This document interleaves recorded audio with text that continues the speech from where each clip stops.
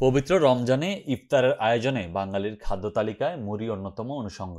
সারা বছর মুড়ির চাহিদা থাকলেও রোজায় তা দ্বিগুণ হয়ে যায়। তাই এই সময় এসে মুড়ি উৎপাদনে কারখানাগুলোতে তোড়জোড় বেড়ে যায়। এমনিতেই প্রচণ্ড গরম, তার মধ্যে জ্বলছে গ্যাসের চুলা। সেখানে চাল গরম হচ্ছে, গরম চাল মেশিনে ফেলার পর বেরিয়ে আসছে শুভ্র মুড়ি। কেউ চাল গরম করছেন, কেউ মেশিনে দিচ্ছেন, কয়েকজন মুড়ি বস্তায় ভরছেন, কেউ দরদাম করে বিক্রি করছেন, কিছু শ্রমিক ট্রাকে মুড়ি তুলে দিচ্ছেন। রমজান মাস উপলক্ষে এমন ব্যস্ত দিন কাটাচ্ছে কুমিল্লা বেসিকের মুড়ি কারখানাগুলোর মালিক ও শ্রমিকদের। কুমিল্লা বেসিকের এই মুড়ি যাচ্ছে দেশে বিদেশে। বেসিকের 4টি মুড়ির কারখানা রয়েছে, সেগুলো হচ্ছে বিসমিল্লা মুড়ি মিল, বিসমিল্লা ফুড, ইফতি ফুড ও বেঙ্গল ফুড। রাত দিন মেশিনের গড়গড় শব্দে মুখর চারপাশ। এখানে প্রধানত আসিয়া মুড়ি, 23 মুড়ি ও 16 মুড়ি ও স্বর্ণা মুড়ি ভাজা হয়। আসিয়া 77 থেকে 90 টাকা কেজি এবং স্বর্ণা কেজি 70 টাকা দামে পাইকারি বিক্রি হয়। বিসমিল্লা মুড়ির মিলে গিয়ে দেখা যায় কারখানার শ্রমিকরা মুড়ি বাজায় ব্যস্ত সময় পার করছেন। কেউ চাল দিচ্ছেন, কেউ গরম গরম ভাজা মুড়িগুলো বস্তায় নিচ্ছে, আবার কেউ মাথায় নিয়ে গুদামজাত করছেন। কুমিল্লা বেসিকের মুড়ি দেশের দক্ষিণাঞ্চল, উত্তরাঞ্চল, চট্টগ্রাম ও বৃহত্তর কুমিল্লা সহ সারা দেশে চাহিদা মিটিয়ে রপ্তানি হচ্ছে বিদেশেও। মুড়ি তৈরির কারিগররা জানান, তাদের কারখানায় শুধু চাল আর লবণ দিয়ে মুড়ি ভাজা হয়, এখানে কোনো রাসায়নিক মেশানো হয় না। তাই এখানের মুড়ির দিন দিন মানুষের কাছে জনপ্রিয় হয়ে উঠছে। বিসমিল্লা মুড়ির মিলের ব্যবস্থাপক বলেন, চালের দাম বাড়ায় উৎপাদন কমেছে। আমরা আগে শতাধিক শ্রমিক দিয়ে কাজ করাতাম, এখন তা অনেক নিচে নেমে এসেছে। বিসমিল্লা মুড়ি মিলের স্বত্বাধিকারী মাহবুবুল আলম ভুইয়া মাহফুজ জানান, অনেক অসাধু ব্যবসায়ী অপরিচ্ছন্ন পরিবেশে মুড়ি ভাজে, তাদের কারণে আমাদের মুনাফা করা অনেক কঠিন হয়ে যায়। তিনি আরও বলেন, বেসিক শিল্পনগরী এলাকা হলেও আমরা কারখানা ক্যাটাগরির গ্যাস সংযোগ পাইনি। আমাদের দেয়া হয়েছে কমার্শিয়াল গ্যাস লাইন, এতে আমাদের খরচ বেড়ে যাচ্ছে।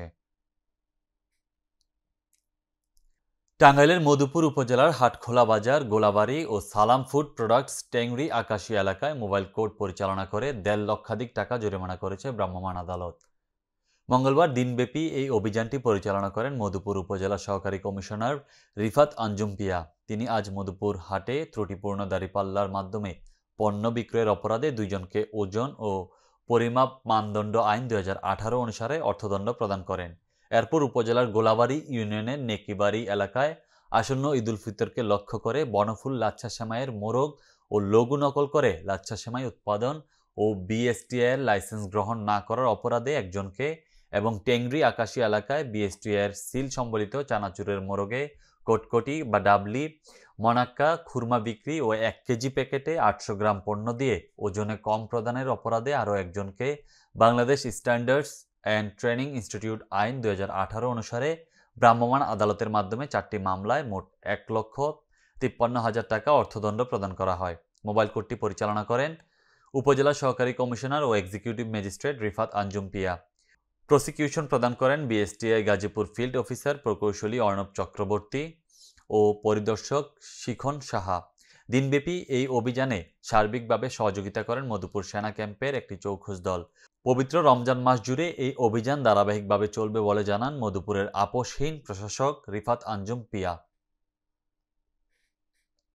রংপুরে ইটভাটা ভেঙে দেওয়ার প্রতিবাদে ও মোবাইল কোর্ট পরিচালনা বন্ধের দাবিতে বিক্ষোভ সমাবেশ ও মিছিল করেছে ইটভাটা মালিক ও শ্রমিকেরা।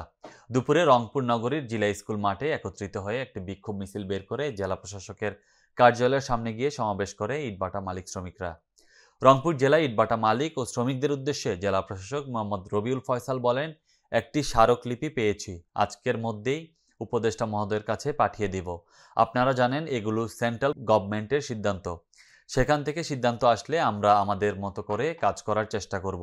এতে ইটভাটা মালিক সমিতির সহসভাপতি এনামুল হকের সভাপতিত্বে বক্তব্য দেন সাধারণ সম্পাদক অধ্যাপক আজিজুল হক, সহসভাপতি মাহবুবুর রহমান, কোষাধ্যক্ষ আব্দুল আল কাফি, পরিবেশ সম্পাদক রঞ্জু হাজি সহ অন্যান্যরা।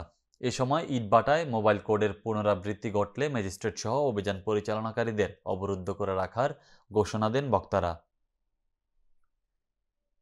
বাগেরহাটের চিতলমারীতে আল আমিন হোসেন হত্যাকাণ্ডে জড়িতদের গ্রেপ্তার ও ফাঁসির দাবিতে মানববন্ধন অনুষ্ঠিত হয়েছে। বুধবার সকাল 10টায় এলাকাবাসীর আয়োজনে চিতলমারী কেন্দ্রীয় শহীদ মিনারের সামনে এই মানববন্ধন অনুষ্ঠিত হয়।